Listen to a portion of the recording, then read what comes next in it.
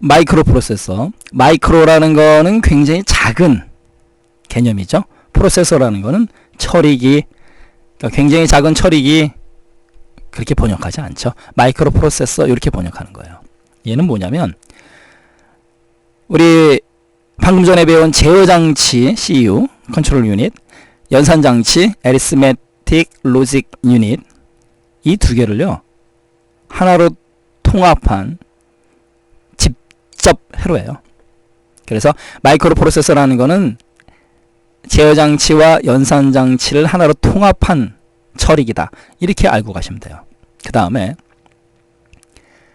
몇 개의 트랜지스터를 직접 인터그레이티드 시켰느냐에 따라서 그 속도가 결정이 돼요. 그 다음에 조심하실 건 뭐냐면 설계 방식에 따라서 CISC 방식이 있고요. 그 다음에 RISC 방식이 있는데 딴 거 다 집어치우고요. 제가 요거 말씀드린 거 요것만 해보세요. 여기서 C라는 거는 컴플렉스, COMPLEX, 컴플렉스 무슨 뜻이에요? 복잡한, 많은 그런 개념으로 알고 가시면 돼요. 그 컴플렉스 인스트럭션, 명령, S는요, set, SET, 세팅하다, set 컴퓨터, 그 뜻이에요. 그러니까 컴플렉스, 굉장히 많은 명령어로 인스트럭션, set, 세팅시킨 컴퓨터, 그렇게 알고 가세요. 그래서 ICS는 신경 쓰지 마시고 C 컴플렉스 요것만 신경 쓰세요. ISC는 신경 쓰실 필요 없습니다. 그 다음에 RISC에도 마찬가지예요. 여기서 R이라는 건 reduced, REDUCE, 그 다음에 뒤에다 D를 붙여요. reduced, 축소한, 그런 뜻이에요. 마찬가지로 ISC는 instruction set 컴퓨터 방식. 그래서 CISC의 C, 컴플렉스, 복잡하다, 많다, RISC, R, reduce, 축소하다, 간단하다, 뭐 이 정도 개념만 머릿속에 넣어두세요. 그럼 모든 게 다 해결됩니다. 됐죠? 컴플렉스, reduced. 그 다음에 이 마이크로 프로세서는 어디에서 많이 이용이 되는 거냐면 마이크로가 작은 개념 아니겠습니까? 이제 모바일 스마트 기기, 우리 스마트폰, 그죠? 모바일이라는 건 움직일 수 있는 개념이 있기 때문에. 그 다음에 웨어러블 디바이스, 무슨 뜻이에요? WEAR, 그러면 입다라는 뜻이고, 모든 영어 단어 뒤에 ABLE, able이 들어가면 할 수 있다. 웨어러블, 입을 수 있는. 그래서 앞으로 우리가 스마트폰, 들고 다니는 스마트폰 형태의 개념에서 벗어나서 입는 컴퓨터, 뭐예요? 옷이 될 수도 있는 거고, 그렇죠? 시계, 반지, 목걸이, 특히 안경, 구글 글래스 기억나시죠? 이런 것들이 다 웨어러블 디바이스인데 여기에 다 마이크로 프로세서가 들어간다는 얘기예요. 됐죠? 모바일 스마트 기기, 웨어러블 디바이스, 그 다음에 임베디드 시스템, 임베디드, 무언가 끼워 넣다라는 거 아니겠습니까? 당연히 개인용 컴퓨터, 그 다음에 소형 컴퓨터, 대형, 우리가 메인프레임이라는 표현을 더 많이 쓰죠? 그 다음에 슈퍼컴퓨터, 이런 여러 가지 분야에서 사용된다, 응용된다. 뭐가? 마이크로 프로세서가. 요 정도 개념 알고 가시면 되는 거고. 그 다음에 옛날이요, 이거 역사인데요. 최초의 32비트 처리 프로세서가 무엇이냐 시험 문제 한 번 나온 적이 있거든요. 80386DX. 이 DX는 디럭스를 뜻해요.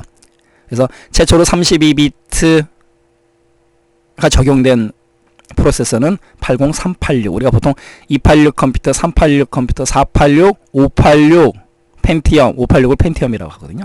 그거예요, 386. 386 디럭스, 80386. 그래서 내부적으로 또는 외부적으로 모두 32비트를 처리한다. 그래서 의미가 있었다라는 거죠. 그래서 시험 문제 딱 한 번 나온 적이 있으니까 이것도 좀 조심하시고요. 최초의 32비트 프로세서, 내부 외부 다 32비트로 처리했기 때문에 80386DX 의미가 있다라는 거. D 조심하셔야 돼요. SSD의 스탠다드 디럭스입니다. 그럼 이번에는 이제 CISC, RISC를 구분하셔야 되는데 이걸 갖고 이제 또 장난을 잘 쳐요. 일단 RISC 먼저 가겠습니다. R이 뭐라고 그랬었죠? reduce, REDUCE, 그 뒤에다 D 붙이는 거야. reduced. 자, 축소하다, 적다, 축약 이런 개념이에요. R은 됐죠? 이해하셨죠? 가겠습니다. RISC는요, reduced, 축소했다 그랬어요. 그러니까 명령어의 수가, 이 명령어 수가 reduce, 적어요. 그 다음에 목적이요. reduce, 축소, 시간도 축소 개념이니까 시간의 최소화. 그 다음에 시간의 최소화라는 건 뭐예요? 처리 속도가 결론적으로 빠름. RISC 빠름. 그 다음에 reduce, 축소 개념이니까 전력 소모, 저금. reduce에다가 포인트 맞추시면 돼요. 그래서 명령어의 수, reduce, 저금. 목적, 시간의 최소화, reduce. 처리 속도, 속도가 reduce. 축소, 그러니까 빠른 거죠. 그 다음에 전력 소모, reduce, 적은 거죠. 됐죠? 여기까지? 그런데 문제는 뭐냐면 조심하실 게 있어요. reduce긴 하지만 프로그램은 복잡합니다. 그 다음에 레지스터가 많아요. 결론적으로 얘는 같이 가는 건데 레지스터가 많기 때문에 프로그램은 다소 복잡하다. 요거 하나만 조심하시면 돼요. R, reduce, 명령어 적다, 시간 최소화, 목적이다, 처리 속도 빠르다, 전력 소모 적다. 다 reduce에 적용이 되는데 그럼으로 인해서 레지스터는 많거든요. 그렇기 때문에 프로그래밍은 복잡하다. 요것만 좀 조심하시면 돼요. 그리고 어디서 사용이 되느냐? 서버 개념, 워크스테이션 개념. 예전에는 이 워크스테이션 개념 그러면은 굉장히 사양이 좋은 컴퓨터, 개인용 컴퓨터를 의미했거든요. 근데 요즘은 워낙 컴퓨터가 좋으니까 일반 PC하고 워크스테이션하고 개념이 좀 없어지는데 서버하고 워크스테이션에서 썼던 거예요. RISC 조심하시고요. 그 다음에 얘는요, reduce 하나 또 적용이 돼요.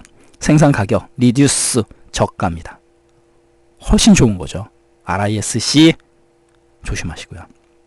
그럼 이제 반대 개념으로 CISC, 컴플렉스 뭐예요? 복잡하다, 많다 기억나시죠?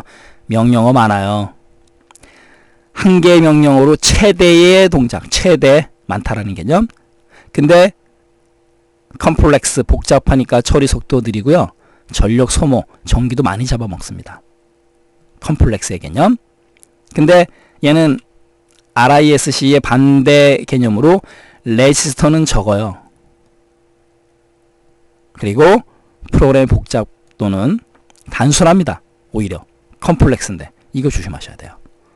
요것만 조심하시면 됩니다. 컴플렉스이긴 하지만 컴플렉스 복잡하다, 많다, 명령어 많다, 최대 동작 한 개 명령어로 처리 속도 컴플렉스 느림, 복잡하니까 전력 소모 복잡하니까 많이 잡아먹어요. 하지만 레지스터가 적다. 그렇기 때문에 프로그램의 복잡도에 있어서 단순하다. 이건 결국 레지스터 수 때문에 프로그램이 복잡하냐 단순하냐가 결정되는 거기 때문에 조심하시면 되고요. 그 다음에 CISC는 일반 PC에서 사용이 되는 거고 오히려 생산 가격은 RISC보다 더 많이 듭니다. 조심하셔야 되겠죠. 이렇게 해서 마이크로 프로세서의 용도, 그 다음에 정의 조심하시고, 그 다음에 CISC하고 RISC를 섞어놓고 옳지 않은 것을 고르는 이런 유형으로 시험 문제가 출제가 돼요. 네. 주기억 장치 같은 경우는 메인 메모리 이렇게 얘기를 하는데요. 종류가 두 가지가 있어요. 첫 번째로 RAM, RAM, 램인데 요거는 약자를 좀 알고 가시는 게 좋아요. 램에서 R이라는 거는 랜덤, RANDOM, 랜덤 그러면 닥치는 대로 마구잡이로 뭐 이런 뜻이 있고요. 액세스라는 거는 이제 접근, 그 다음에 메모리는 저장 장치, 메모리인데 닥치는 대로 접근하는 메모리다. 무슨 뜻이에요? 램이라는 저장 장소는 무언가를 저장시켜요. 쓰는 거죠. 그 다음에 쓴 이유는 나중에 읽을 수 있게끔 하겠다는 얘기죠. 그래서 읽기와 쓰기가 모두 가능하다. 그래서 랜덤이에요. 별거 없습니다. 랜덤이라는 거는 리드, 라이트가 다 가능하다는 의미예요. 그래서 랜덤 액세스 의미는 READ, read, WRIT, write가 다 가능하다라는 뜻이에요. 됐죠? 램이라는 거는 그런 특성이 있다. 그런데 중요한 건 뭐냐면 여기에 휘발성 메모리라고 써드렸어요. 휘발성이라는 건 뭐냐면 날아간다는 뜻이거든요. 램이라는 게 왜 휘발성 메모리냐? 이해가 안 가실 거예요. 이 램이라는 메모리는 전원의 공급이 끊어지면 그 안에 내용이 날아가요. 사라집니다. 그래서 휘발성 메모리라고 부르는 거예요. 다시 한번요. 램이라는 메모리는 전원의 공급이 끊어지면 그 안에 내용이 다 싹 날아갑니다. 그래서 무슨 메모리? 휘발성 메모리 이렇게 부르는 거예요. 이해하셨죠? 램은 우리 사람으로 친다면 우리 사람 머리, 주기억, 머릿속에 기억하는 거죠. 그런데 시간이 흐르면, 세월이 흐르면은 잊어먹잖아요. 우리가 망각한다고 하는데 시간이 흐르거나 세월이 흐르면 잊어먹는 내용, 그게 바로 램이다. 이렇게 생각하시면 돼요. 종류가 두 가지가 있는데 SRAM이라는 게 있고 DRAM이라는 게 있어요. SRAM의 S는 스태틱, 스태틱은 무슨 뜻이냐면 정적인 이런 뜻이 있어요. 그러니까 SRAM, 스태틱 램, 정적인 램이고 DRAM, D는 다이나믹, 다이나믹 그런 무슨 뜻이에요? 동적인, 많이 움직이는 그런 램, 그걸 DRAM이라고 불러요. 자단과 주격장치는 램과 잠시 후에 배울 롬이라는 게 있는데 ROM, 램이라는 건 SRAM, DRAM 요렇게 아셔야 돼요. 그럼 첫 번째로 SRAM 먼저 가겠습니다. SRAM이라는 거는 정말 중요한 게 뭐냐면 캐시 메모리에서 사용을 해요. 자, 캐시 메모리가 계속 나와요. 이 캐시의 스펠링은 C-A-C-H-E 캐시인데 까치라고 읽으면 안 돼요. 캐시 메모리인데 잠깐 말씀드릴게요. 이 캐시 메모리는 주기억 장치하고 중앙 처리 장치 사이에 있어요. 주기억 장치와 중앙 처리 장치 사이, 주중 이렇게 알아두세요. 캐시 메모리 할 때 다시 한번 말씀드리겠습니다. 그런데 이 캐시 메모리는 SRAM을 사용을 해요. 그게 시험 문제 잘 나옵니다.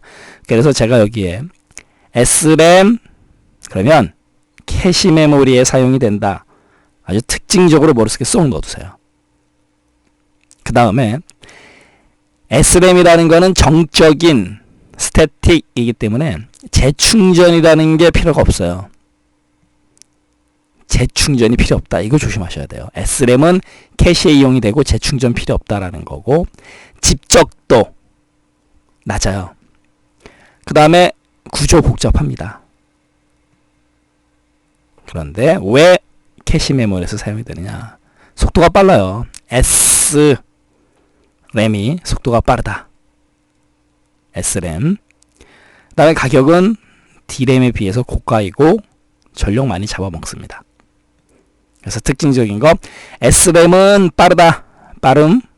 그래서 캐시 메모리에서 이용이 되는 거고 재충전이 필요 없다. 이거 반드시 머릿속에 넣어두세요. 반면에 DRAM이라는 거는 그냥 우리 주기억 장치에서 많이 사용을 합니다. 얘는 또 기억하실 게 또 하나 있어요. DRAM은 재충전이 필요한 램이에요. 다이나믹이라는 의미는 동적인, 많이 움직이죠. 우리 많이 움직이시는 분들 재충전 필요합니다. 그렇게 생각하시면 돼요. 제가 항상 이 DRAM의 D 보세요. 앞으로 이렇게 배가 나왔지 않습니까? 그러니까 뭔가 자꾸 넣어줘야 돼요. 재충전이 필요하다. 이렇게 또 머릿속에 넣어두시고, 아까 SRAM이 빠르다 그랬죠. S. 여러분들 S하고 D하고 영어 알파벳 한번 써보세요. 어떤 게 더 빨리 써집니까? S가 더 빠르죠? 그래서 속도 빠름. 뭐 억지스럽지만 스피드, SRAM 그렇게라도 알아두세요. 스피드램이다. 이렇게 빠름. 됐죠? 그 다음에 D램은 집적도 높고 구조는 단순해요. 근데 왜 캐시 메모리 사용을 안 할까요? 느려요. SRAM에 비해서. 그래서 SRAM이 더 빠른 거예요. 아무튼 스피드램 이렇게 알아두세요. 그 다음에 가격은 당연히 SRAM보다 저가이고 소비 전력은 적게 먹는다라는 거죠. 그래서 여기 해드렸죠. 재충전이라는 거를 시험 문제에서는 리플래시라고도 표현을 해요. 그래서 리플래시가 필요한 메모리는 D램이다라는 거죠. SRAM 어디서 이용이 된다고요? 캐시 메모리 속도 빠르다, 스피드, 램 이렇게 또 넣어두시고 D램, D, 다이나믹, 동적인. 그래서 뭐가 필요하다? 재충전이 필요하다. 혼돈하지 않을 정도로 머릿속에 넣어두셔야 돼요. 램 정리해드렸고 다음 롬 가겠습니다. 롬이라는 거는 리드 온리 메모리, 리드 온리 그럼 무슨 뜻이에요? 오직 읽을 수만 있는 메모리. 그래서 읽기 전용 메모리 이렇게 번역해요. 롬. 얘는 여기 써 있죠. 읽기만 가능한 메모리다라는 거. 그런데 얘는 비발성이에요. 비발성. 안 날아가요. 그러니까 아까 램이라는 거는 전원의 공급이 끊어지면 내용이 날아가지만 이 롬이라는 놈은 비휘발성, 전원의 공급이 끊어져도 안 날아가요. 비휘발성. 우리 사람으로 친다면 절대 잊어먹지 않는 내용들. 우리 낮잠 많이 자고 나면 자기 이름 까먹습니까? 아니잖아요. 주소, 전화번호 아니잖아요. 바로 그런 겁니다. 롬, 비휘발성. 그러니까 안에다 중요한 걸 집어넣는 거예요. 롬바이오스 우리 배우는데 베이직 인풋 아웃풋 시스템, 기본적인 인풋, 입력, 아웃풋 시스템, 출력 시스템에 관한 정보를 집어넣는다고요. 나중에 롬바이오스 할 때 배우기로 하고.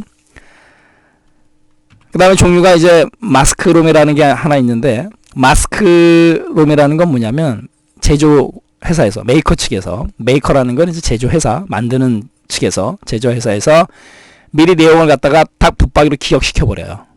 그걸 마스크롬이라고 합니다. 내용을 한번 딱 집어넣어 버려요. 그래서 우리 사용자가, 유저가 수정할 수 없습니다. 그게 마스크롬이고, 그 다음에 P롬, 프로그래머블. 그래서 P 한 번만 가능해요. 사용자가 한 번만 데이터를 기록할 수 있습니다. 근데 뭘 이용해야 되냐면 롬 라이터기라는 장치가 있어야 돼요. P롬 한 번만. 그 다음에 그 다음 P롬이에요. 얘는 자외선을 가지고 내용을 갖다가 변경할 수 있어요. 여러 번 데이터를 수정하거나 기록할 수 있다. 하나 들어가면 자외선이고, 그 다음 E가 하나 더 들어가. P롬. 앞에 있는 E는 electrically, 그래서 전기요. 전기를 이용해 가지고 데이터를 갖다 여러 번 수정, 그래서 기록할 수 있다라는 거죠. 이렇게 종류가 있어요. 롬은 마스크롬, 붙박이, P롬 한 번만, P롬 자외선, E가 하나 더 들어가요. P롬 전기. 각각의 특징 혼돈하지 않을 정도로 알아두시고요. 좌우단강 램은 휘발성, 롬은 비휘발성. 램은 S램, D램. 롬은 마스크롬, P롬, P롬, P롬. 이렇게 아셔야 돼요. 이번에 마지막으로 이제 펌웨어 가겠습니다.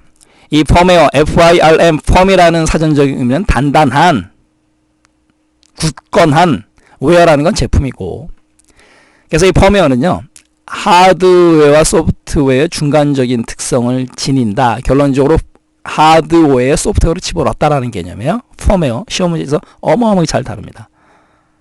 펌, 단단한, 굳건한. 그래서 롬에 소프트웨어를 저장한 것으로, 롬에다가 이제 소프트웨어를 저장을 해요. 그럼 결론적으로 뭐냐면 바로 이 부분이죠. 하드웨어의 교체 없이 소프트웨어의 업그레이드만으로, 바로 이 부분이에요. 펌웨어를 쓰는 이유입니다. 시스템의 성능을 높이기 위한 목적으로 사용되는 게 뭐다? 바로 펌웨어다라는 거죠. 시험 문제에서 어마어마하게 잘 다루니까 조심하시기 바랍니다. 네, 이렇게 해서 우리 주기억장치, 램과 롬, 그 다음에 펌웨어까지 살펴봤습니다. 보조기억장치 같은 경우는 메인 메모리, 주기억장치에 비해서 용량이 크고 가격이 싸다. 그 개념이에요. 가겠습니다. 주기억장치의 한정된 기억 용량을 갖다가 보조하기 위해서 사용하는 메모리다. 결론적으로 이제 기억 용량이나 가격 면에서 유리하다라는 거죠. 보조기억장치는. 아울러 보조기억장치는 전원이 끊어져도 차단되어도 그 내용이 계속 유지된다. 우리 뭐라 그래요? 비휘발성. 여기는 이제 매체라는 말이 붙는 거고, 아울러 반영구적으로 데이터를 갖다가 저장할 수 있다, 기억할 수 있다라는 거죠. 보조기억장치. 또 하나 중요한 거, 당연히 주기억장치에 비해서 속도가 어떻다? 느리죠. 주기억장치에 비해서는. 대용량으로 구성되는 거고, 말씀드렸듯이 단위당 가격이 저렴하다라는 거죠. 첫 번째로 이제 보조기억 장치에서 가장 많이 우리가 사용하는 게 하드디스크죠. HARD, hard 그러면 딱딱한 이런 뜻이고, 그래서 HDD, 하드디스크 드라이브, 그래서 HDD 이렇게 불러요. 자기 디스크 개념을 이용한 저장 장치고, 우리 개인용 컴퓨터에서 가장 많이 사용을 하고 있다라는 거죠. 하드디스크. 물론 잠시 후에 SSD도 배우시겠지만, 저렴한 가격에 대용량 이용할 수 있다. 요즘 많이 싸졌어요. 그리고 얘는 열이 좀 납니다. 전력 소비가 크고 발열이 심하다. 열이 좀 나요. 연결하는 방식에 따라서 ID, 요건 이제 특징 종류, 그것만 좀 맞다 틀다 구분만 잘 하시면 돼요. 잠시 후에 또 말씀드릴 텐데, ID 방식, 그 다음에 앞에다 E 하나 붙인 EID 방식, 그 다음에 스카시 방식, RAID 방식, 이렇게 구분이 돼요. 이 하드디스크는 충격이 약합니다. 떨어뜨리면 쥐약이에요. 충격에 약하고, 그래서 우리 하드웨어 본체 내부에 고정시켜서 사용을 합니다. 이 하드디스크는. 근데 요즘에는 이동이 편한 외장형 하드디스크도 많이 개발돼서 보급되고 있죠. 그것도 좀 알고 가시고. 하드디스크. 그 다음에 하드디스크에서 반드시 아셔야 되는 게 파티션이라는 건데요. 이 파티션의 의미는 쪼개는 개념이에요. 분할. 우리 사무실에서도 이렇게 파티션 놓지 않습니까? 그 개념이에요. 넓은 사무실을, 우리가 사무실이 이렇게 넓다 그러면 그냥 통으로 쓰지 않잖아요. 이렇게 파티션으로 구분을 한다라는 거죠. 그죠? 바로 그 개념이에요. 하드디스크는 논리적인 영역 확보를 위해서 디스크 내부를 갖다가 쪼갭니다. 분할합니다. 그걸 파티션이라고 얘기하는 거예요. 분할해서, 파티션에서 사용할 수 있다라는 거고, 하드디스크. 그 다음에 이제 파티션 작업을 실행한 다음에는 반드시 포맷이라는 작업을 해야 돼요. FORMAT, 포맷이라는 거는 디스크의 트랙, 헤더가 읽을 수 있는, 돌아다닐 수 있는 트랙과 그 다음에 한 번에 읽고 쓸 수 있는 그 양, 섹터라고 그러죠? 섹터, 트랙과 섹터로 나눠줘야 돼요. 그 행위를 포맷이라고 합니다. 포맷을 실행해야 돼요. 자우당과 시험 문제에서 파티션 작업을 실행한 다음에는 뭘 해줘야 된다? 포맷을 해야지만 하드디스크를 사용할 수 있어요. 이건 조심하시고요. 이거는 뭐 하드디스크 얘가 갖고 있는 성격 자체가 이러니까, 기능이 이러니까 우리는 그렇게 알고 있으면 되는 것 뿐이에요. 아, 하드디스크라는 놈은 파티션 작업한 다음에 포맷을 해줘야 쓸 수 있구나. 그렇게 알아두시는 거죠. 이렇게 파티션 나눴다 그러면 얘를 이렇게 포맷 해줘야 된다라는 개념이다 라는 거죠. 그리고 각각의 파티션 영역에는 다른 OS 운영체제 설치할 수 있어요. 따로따로 쓸 수 있다라는 거죠. 그리고 하나의 요 파티션에는 한 개의 파일 시스템만 사용할 수 있다. 이것도 말장난 조심하시고요. 그래서 물리적인 하드디스크를 여러 개의 논리적인 영역, 에리어로 분할, 파티션하거나 또는 다시 합치는 작업, 그게 바로 파티션 작업, 이렇게 부르는 거죠. 하드디스크 파티션 조심하셔야 되고요. 그 다음에 이제 하드디스크 연결 방식, ID 방식. 자, 뭐 약자 같은 거 신경 쓰지 마세요. ID 방식이라는 게 있었는데 얘는 주변 장치를 2개만 연결할 수 있어요. 그 정도로만 알고 가시고, IDE 방식이라는 게, 그 다음에 이제 IDE, 여기 E가 하나 있지 않습니까? 암기 쏙쏙 외우기 쉬운 방법, E가 하나 있죠? 그럼 E죠, E. 그래서 주변 장치 2개. 요렇게라도 알아두세요. 썰렁해도. 그 다음에 EID, Enhanced, 그거 약자입니다. 그럼 ID의 E. 그렇게 알아두시면 되는데, 얘는요, 주변 장치 4개. 왜 4개냐면요, 앞에 E, 그 다음 뒤에 E. 2 더하기 2는 4. 이렇게 4개. 썰렁하죠? 여러분들 너무 썰렁하다고 욕하지 마세요. 시험장 가서 어마어마하게 힘을 발휘합니다. 왜요? 혼돈 났을 때요. IDE, 주변 장치 2개. EIDE, EE 4개. 됐죠? 그 정도.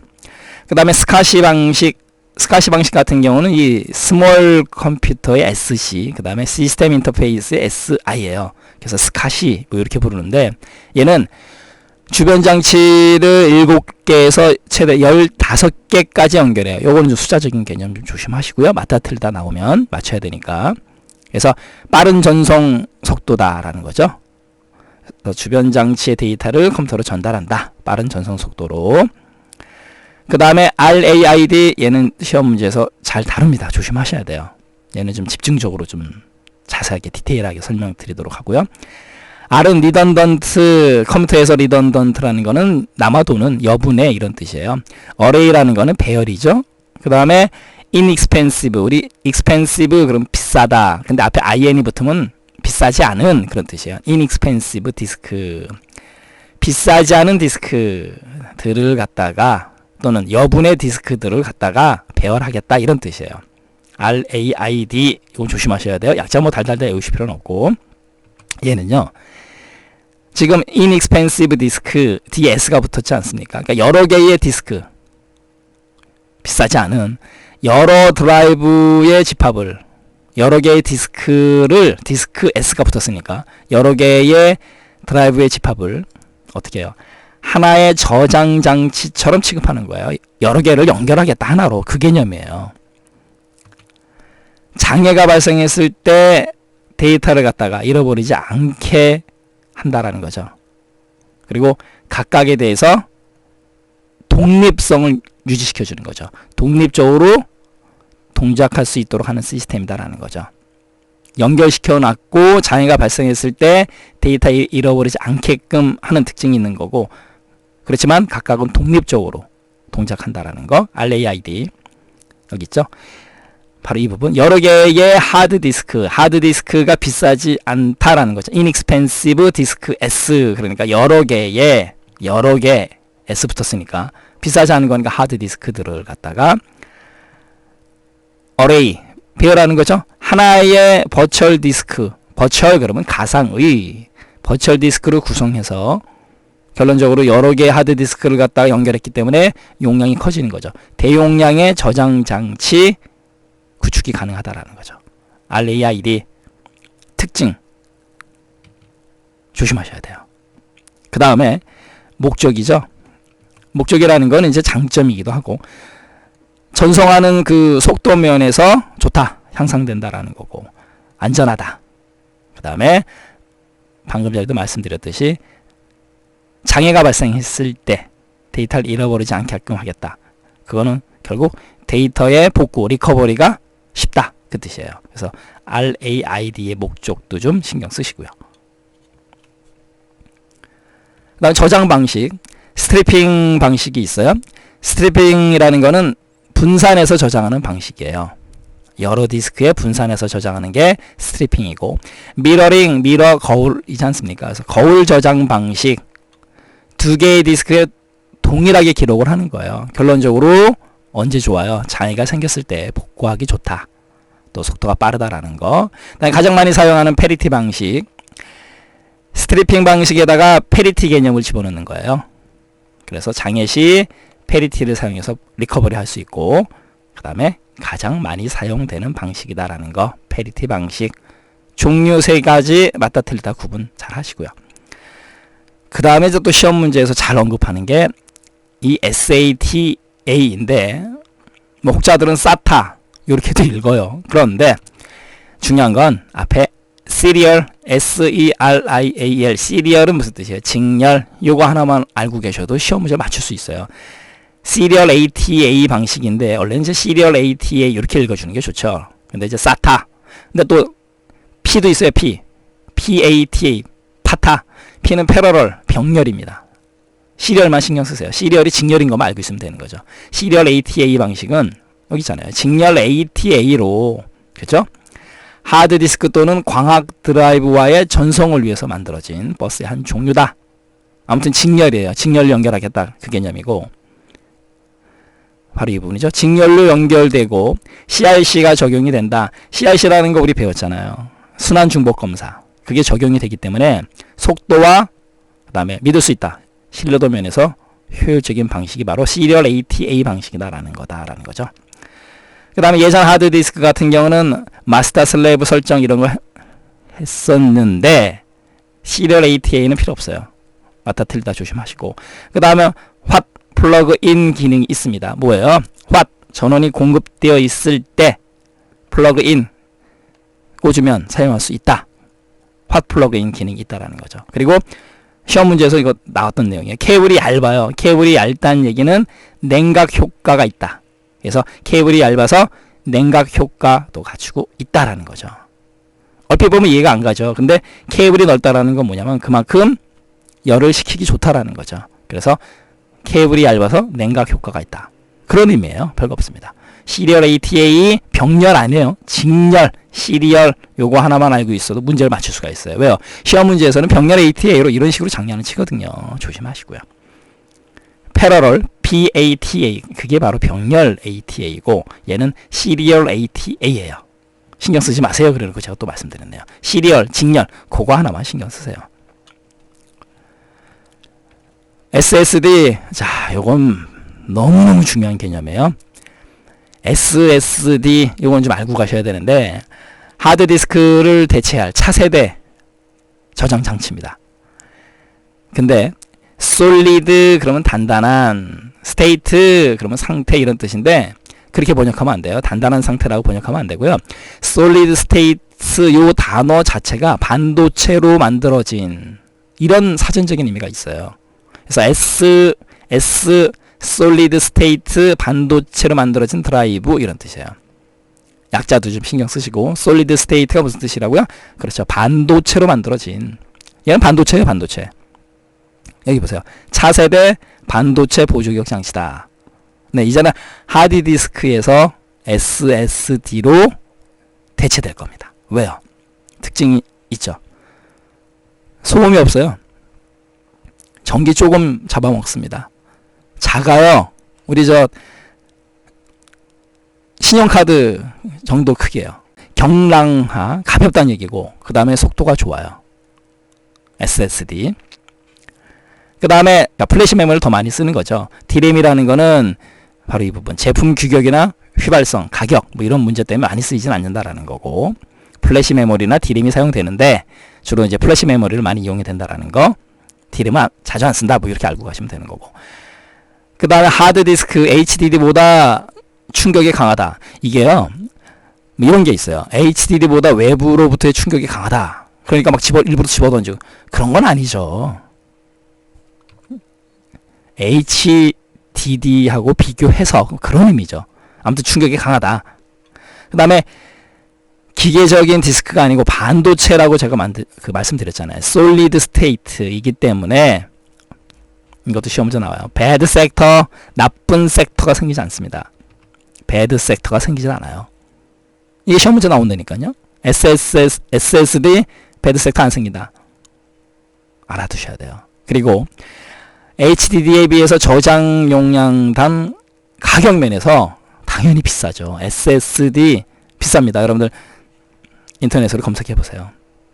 하드디스크 HDD에 비해서 월등히 비싸요. SSD 시험 문제에서 심심하면 다루는 문제가 바로 SSD. 왜냐하면 중요하기 때문에 차세대 반도체 기억장치이기 때문에 잘 다룬다. 이렇게 좀 알고 가시고요. 그 다음에 이제 광디스크, 옵티컬 디스크인데 CD롬이라는 거, 컴팩트 디스크, 리드오니 메모리. 리드오니 메모리라는 건 아시잖아요. 그 안에 뭔가를 저장시켜 놓고 읽을 수밖에 없는 거. 그죠? 그러니까 읽기 전용 디스크 드라이브다라는 거. 옛날이요. 650MB 한 장에. 그 다음에 CDR, 레코더블, 그럼 무슨 뜻이에요? 기록할 수 있는. 데이터를 한 번 기록할 수 있다라는 거. CDRW, 리라이터블, 무슨 뜻이에요? 쓰고 또 쓰고, 쓰고 또 쓰고. 여러 번 기록, 삭제할 수 있는 거다라는 거죠. 물론 당연히 CDRW 드라이브가 필요하다라는 거고. 여기까지는 이제, 옛날이요. 라는 거고. 그죠? 그 다음에 요즘에는 이제 DVD, 디지털, 버셔타일, VRSATIL, 이 버셔타일이 다재다능한 이런 뜻이 있어요. 예전에는 디지털 비디오 디스크였는데 버셔타일로 바뀌었죠. DVD. 얘는 용량 좀 신경 쓰세요. 4.7GB까지, 최대 17GB. 1배속, 그러니까 그 DVD 1배속은 초당 1200KB 전송이 가능해요. 요런 거는 맞다 틀리다 개념 정도만 신경 쓰시고요. DVD 4.7GB. 뭐 CD롬 650메가 뭐 이런 거에 비하면 어마어마하게 발전한 거죠. 4.7GB DVD.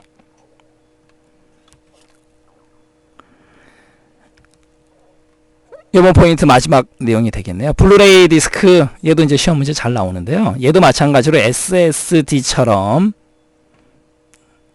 자주 사용하는 개념이기 때문에 이제 필요하니까.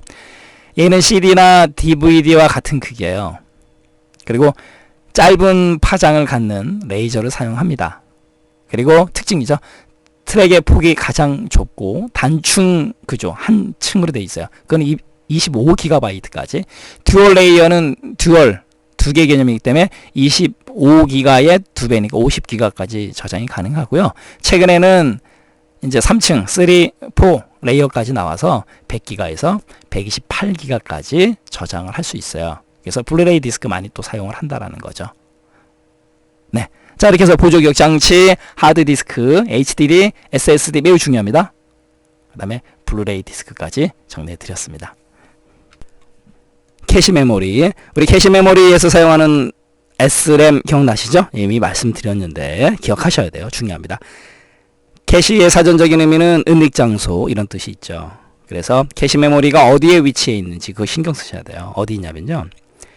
CPU, 중앙처리 장치죠. Central Processing Unit. CPU와 주기억 장치 사이에 존재한다라는 거, 이거 조심하셔야 돼요. 왜 그러냐면 CPU는 속도가 빠르고요. 주기억 장치에 비해서. 주기억 장치는 CPU에 비해서 속도가 느리다 이거죠. 그렇기 때문에 두 장치 사이에서 데이터를 왔다 갔다 해야 되는데 주기억 장치가 느리기 때문에 CPU가 노는 시간이 있다라는 거죠. 그걸 방지하기 위해서 캐시 메모리를 갖다가 위치시키는 거예요. 이해하셨죠? 가겠습니다. CPU와 주기억 장치 사이에서 존재하는 무슨 메모리? 고속의 메모리예요. 아울러 메모리 참조의 국한성에 기반을 둔다. 국한성이라는 거는 메모리의 일부분을 참조한다. 그 개념이에요. 별거 없고. 바로 여기 있죠. 빠른 처리 속도의 CPU. 상대적으로 느린 주기억 장치 사이에 무슨 현상? 병목 현상을 갖다가 해결하고자 한다라는 거죠. 병목 현상이라는 건 뭐예요? 병의 목.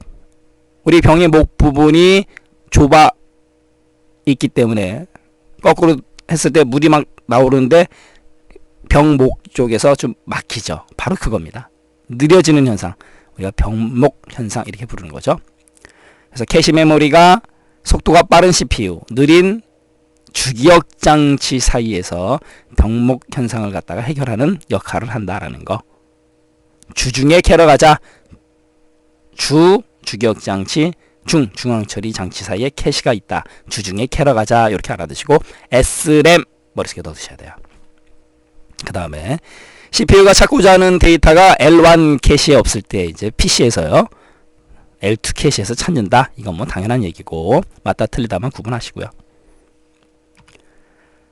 이번에는 버퍼 메모리 가겠습니다. 버퍼의 사전적인 의미는 뭐냐면 완충 역할을 하는 공간, 그런 의미예요. 버퍼. 이미 우리가 MBR, 메모리 버퍼 레지스터 할 때 그 버퍼, 내용을 담는 공간 말씀드렸지만, 이 버퍼 메모리는 뭐냐면 동작이라든가 접근에 있어서 속도 차이가 나는 두 장치 사이에 위치한다라는 거죠. 그래서 그 두 장치 간의 속도 차이를 줄이고자 할 때 사용하는 임시 저장 장소인데, 버퍼 메모리 예를 들자면 우리 키보드에 버퍼 메모리가 있어요. 키보드 버퍼 메모리가 어떤 역할을 하냐면 타이핑을 굉장히 빨리 쳐요. 그럼 너무 빨리 쳤기 때문에 모니터상에 확 나타나지가 않고 잠시 후에 막 쭉 나타나요. 그게 바로 버퍼 메모리에 저장되어 있다가 모니터로 전달하는 거죠. 그래서 키보드에도 버퍼 메모리가 있어요. 바로 그런 겁니다. 이번에는 가상 메모리, 버추얼 메모리인데 매우 중요한 거죠. 버추얼이라는 사전적인 의미, 가상 아니겠습니까? 그래서 얘는요, 보조기억 장치인 하드디스크를 마치 주기억 장치인 것처럼 뻥을 쳐서 사용한다. 그래서 가상이라고 하는 거예요. 버추얼. 아울러 얘는 주기억 장치 용량의 확대, 기억 용량의 확대가 그 목적이에요. 조심하셔야 됩니다. 가상 메모리는 기억 용량 확대의 그 목적이 있다. 조심하시고요. 속도가 아닙니다. 말장난 잘 치니까. 그 다음 플래시 메모리. 플래시 메모리는 정기적인 성질을 이용해서 데이터를 갖다가 기록하고 삭제한다라는 개념인데 얘는 비휘발성이에요. 날아가지 않습니다. 그리고 블록 단위로 기록이 돼요. 이거 시험 문제 나온 적 있으니까 조심하시고 플래시 메모리 블록 단위 어디에서 이용이 되느냐? 디지털 카메라, 그 다음에 mp3 플레이어 이런 디지털 기기에서 사용이 돼요. 그러니까 당연히 비휘발성이죠. 사진 멋있게 다 찍어놨는데 디지털 카메라 끄자마자 다 날아가요. 말도 안 되는 거죠. 그 다음에 이제 플래시 메모리보다 더 발전시킨 기억 장치들이 많이 나온다는 얘기죠. 스마트 미디어 카드라든가 이제 멀티미디어 카드, 그 다음에 메모리 스틱 이런 것들도 있다라는 거. 플래시 메모리 잘 알고 가시고. 마지막으로 이제 연관 메모리인데 associative 그러면 연관 연결돼서 관계가 있다. 뭐냐면요. 우리가 메모리에 데이터를 저장할 때 주소의 개념으로 저장하지 않습니까? 그런데 주소가 아니고 내용을 갖고 저장하는 거예요. 데이터를 가져올 때 주소 참조가 아닌 바로 이 부분이죠. 내용의 일부를 이용해서 데이터를 갖다가 읽어오는 메모리, 그게 바로 연관 메모리. 그래서 CAM이라고도 불러요. Contents Addressable Memory, CAM. 그것도 같이 좀 알고 가시고요.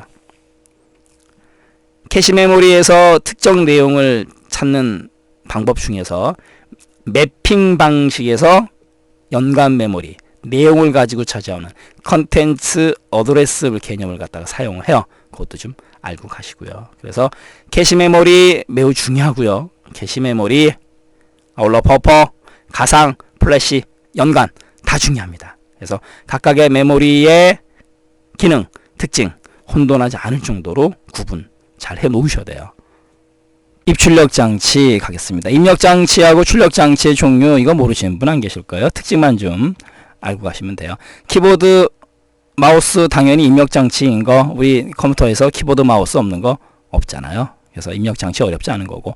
그다음에 카드를 판독하는 카드 판독 장치라든가 그 다음에 광학 문자 판독 장치 더 어렵죠? OCR 어디서 이용이 되는 거예요? 우리 지로용지 OCR.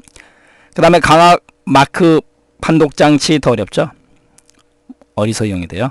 우리 OMR 카드 시험 볼 때 컴퓨터용 수정 사인펜으로 마킹하지 않습니까? 그래서 OCR, OMR 더 많이 들어보셨어요. 영어로 그죠? 굳이 광학 문자 판독 장치, 광학 마크 판독 장치 이렇게 얘기하지 않아요. 그죠? OCR, OMR. 그 다음 얘도 마찬가지예요. MICR이라는 건 뭐냐면 여기서 자기라는 거는 마그네틱, 이 M이 마그네틱이고요. I는 잉크예요. C는 캐릭터, 리더. 그거의 약자인데 요즘 5만원권이 나왔기 때문에 수표는 잘 안 쓰지 않습니까? 수표 맨 밑에 보면 이 부분은 전산 처리, 컴퓨터로 처리하오니 뭐 꾸기거나 더럽히지 마십시오 이렇게 써 있거든요. 바로 그게 MICR이에요. 별거 없습니다. 그 다음에 바코드 판독 장치, BCR, 편의점 가면 우리 물건 계산할 때 많이 사용하는 거죠. 그 다음에 터치스크린 당연히 입력 장치고, 태블릿, 그 다음에 스캐너, 디지털 카메라 뭐 이런 것들 전부 다 입력 장치 범주에 들어간다라는 거고, 그 다음 출력 장치, 모니터, 프린터 당연한 거죠. 그 다음 플로터 같은 경우는 이제 앞에 XY를 붙여요. XY 플로터 크게 인쇄할 때.